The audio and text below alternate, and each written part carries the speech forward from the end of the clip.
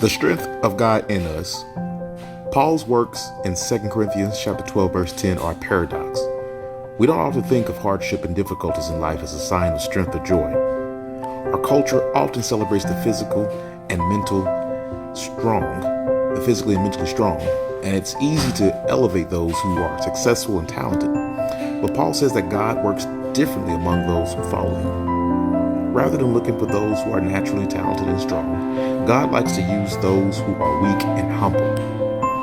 Our natural success and talents can get in the way of God working in our life. But when we are weak and helpless, we must rely on God's strength alone. That is why Paul says he delights in difficulty, persecution, and hardship, because it's in those moments that God is able to be his strength and joy.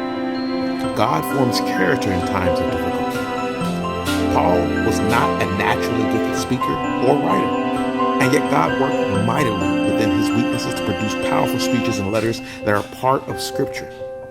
God's strength worked through Paul's weaknesses to accomplish things Paul couldn't do on his own. This perspective changes how we live. It's in moments of anxiety, weakness, or difficulty that God desires to be our strength. It's in times of persecution and hardship that God is doing some of his deepest work within our lives. If we are all in relationship with him and depending on his strength, then he will be with us in times of weakness. He promises to be our strength in difficulty.